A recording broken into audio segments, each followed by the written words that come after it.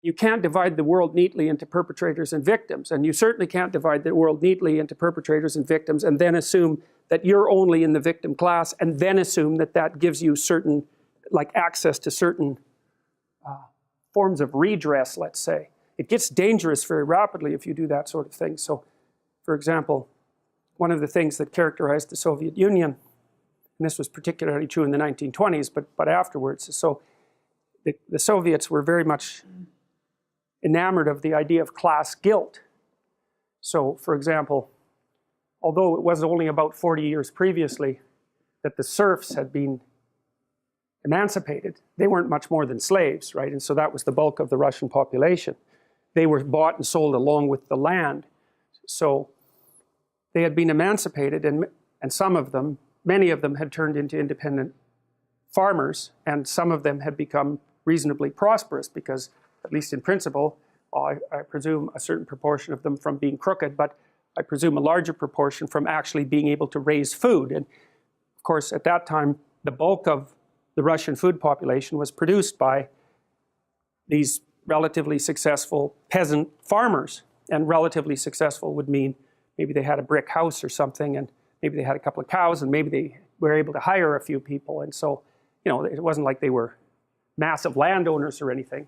But I've talked to you a little bit about the Pareto principle and the notion that in any domain of activity, a small proportion of people end up producing most of what's in that domain of activity. The same was true in Russia with regards to these peasant farmers. Some of them were extraordinarily efficient, and they produced most of Russia's food.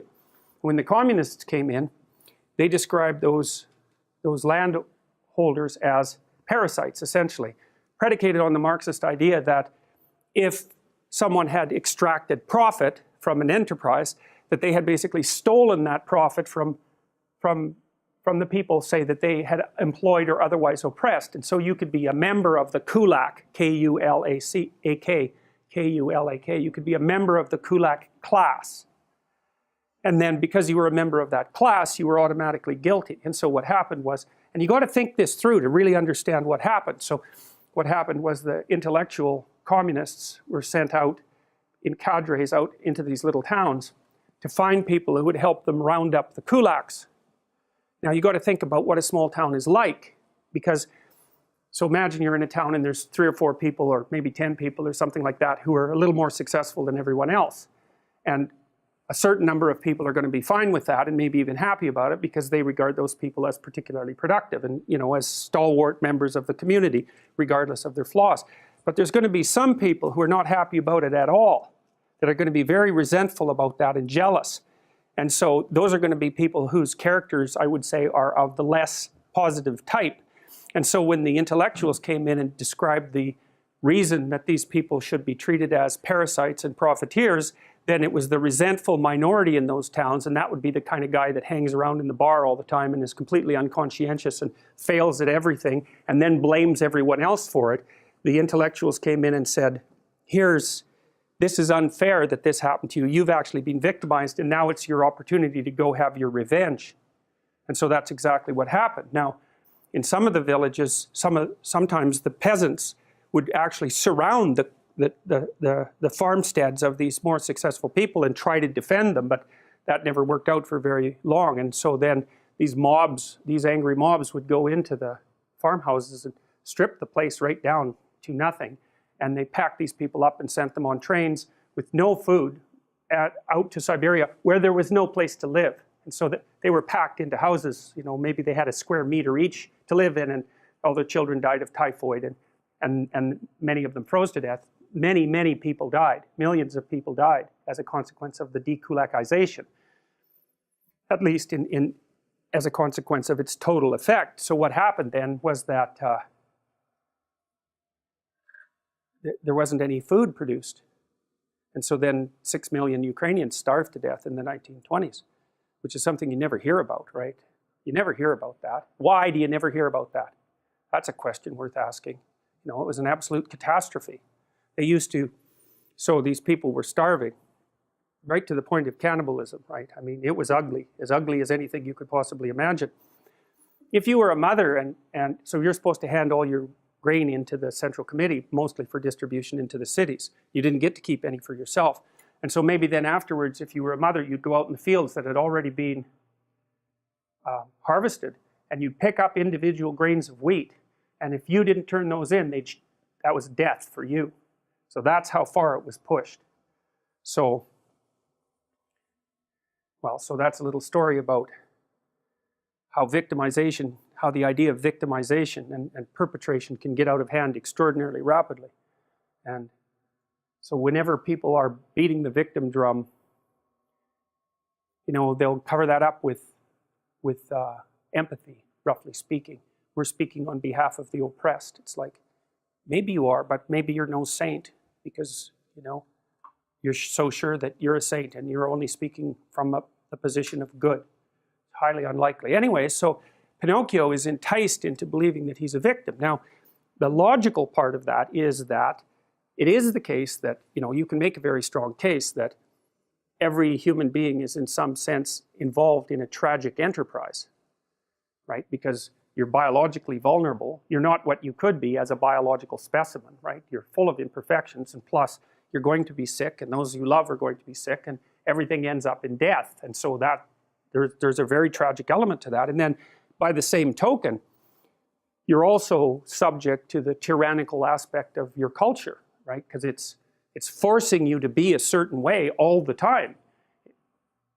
Socialization does that. You're required to modify your own intrinsic nature in order to come into conformity with the broader community. And you can think about that from the Piagetian sense, which is the socialization makes you a more and more sophisticated person. And there's some truth in that. But you can also be subject just to tyranny, you know. And I see people in my practice, for example, who've had very tyrannical fathers, for example. Sometimes they have tyrannical mothers as well. But they're not so much encouraged to integrate properly into the social community as they are harassed and abused and made to feel insufficient and, you know, basically subject to tyranny. And so it's quite, and that's true of everyone to some degree. You know, you come to university and there's a tyrannical aspect to it. Especially in a big institution like this, you're not really marked out as an individual in any sense. You know, you're a number along with 60,000 other people, and you know there's something cold and impersonal about that, which is well represented in the design of this classroom, say.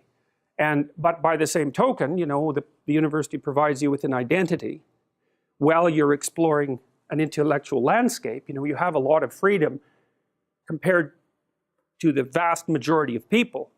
Perhaps you don't have as much freedom as you might if you compared it to some utopian notion of freedom, but in any real world sense, you're unbelievably well protected by the university, partly because it stamps you with the identity student, which is a respectable identity, and so you can go off and educate yourself as much as you can. Well, and everyone in society says that's okay. They carve out a protected space for you. So at the same time as you're being tyrannized by the institution and forced in some ways also to adopt the viewpoints, say, of the professors, depending on the professor, you're also the beneficiary of that, just like you're the beneficiary of this huge industrial infrastructure that underlies everything we do. So anyways, the fact that your life is tragic necessarily and that you are subject to oppression makes the victimization story really easy to swallow. But then there's a dark side of that too. And this is actually what happens with Pinocchio. So what happens here is that he's told that he's ill and convinced that he's ill. And they do use trickery. And so again, you could look at him in some sense as an innocent victim. But the innocence, the filmmakers do a good job of hedging against the innocent interpretation, because what he's offered and accepts because he's ill is an easy way out. And so what the fox basically tells him is that he needs to have a vacation because he's sick, and he can go off to Pleasure Island, which is this place of impulsivity, roughly speaking, and whim. It's like reversion to being 2 years old in some sense, and that he really needs that because otherwise he's not going to be able to live properly. He's not going to be able to recover his health. And so what Pinocchio is offered is the opportunity to abandon responsibility as a reward for adopting the guise of victim.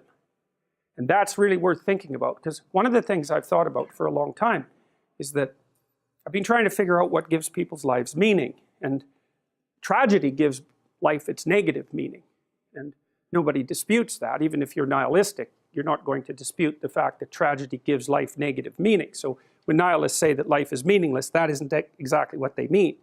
They mean that life is suffering, but there isn't anything transcendent about it that you could set against that suffering. That's nihilism. It's not that life is meaningless. That would just be neutral. It's like no one believes that, and they certainly don't act like they believe it.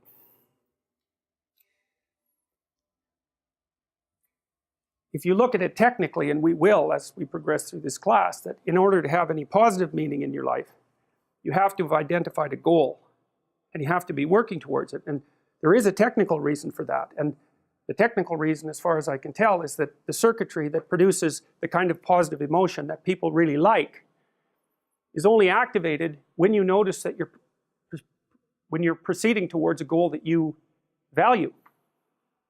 And so that means that if you don't have a goal that you value, you can't have any positive emotion. So technically, that's the incentive reward system, and the underlying circuitry is dopaminergic. And when that circuitry is activated, then it's part of the exploratory circuit.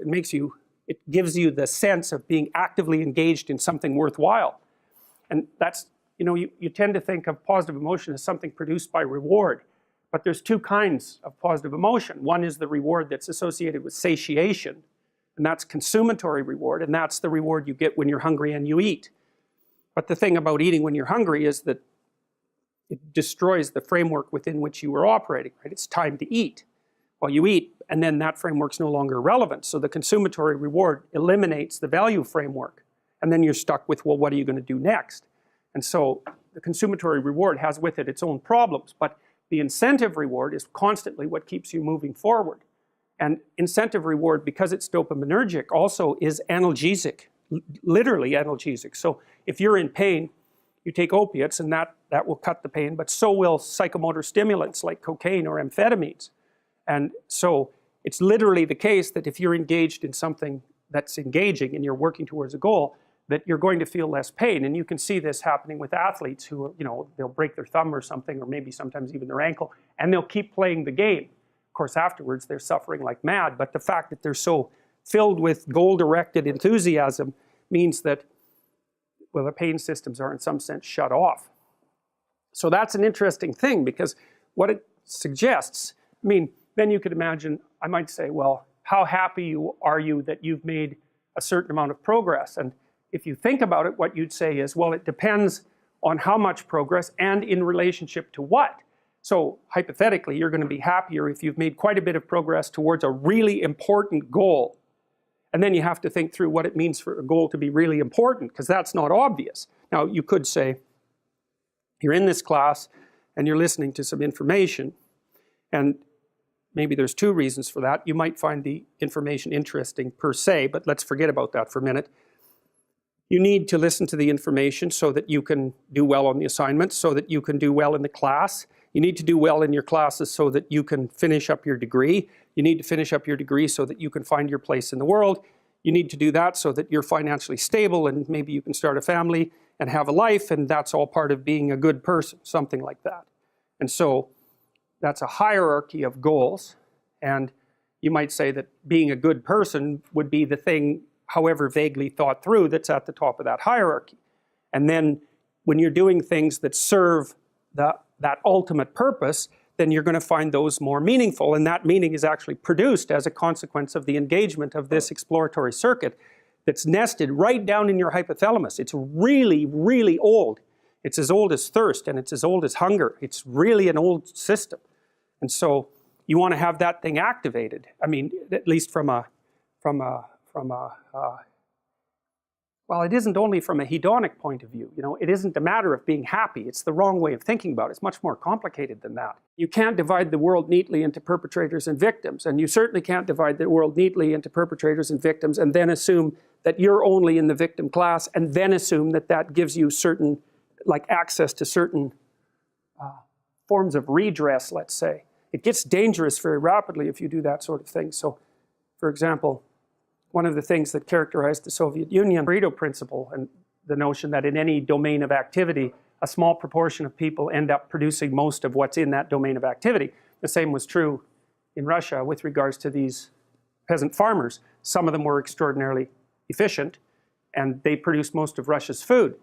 When the communists came in, they described those, and this was particularly true in the 1920s, but afterwards. So the Soviets were very much enamored of the idea of class guilt.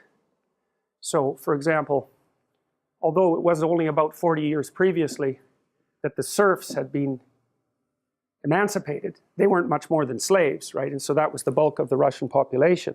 At that time, the bulk of the Russian food population was produced by these relatively successful peasant farmers. And relatively successful would mean maybe they had a brick house or something, and maybe they had a couple of cows, and maybe they were able to hire a few people. And so, you know, it wasn't like they were massive landowners or anything. But I've talked to you a little bit about they were bought and sold along with the land. So they had been emancipated, and some of them, many of them had turned into independent farmers, and some of them had become reasonably prosperous because, at least in principle, I presume a certain proportion of them from being crooked, but I presume a larger proportion from actually being able to raise food. And of course, at that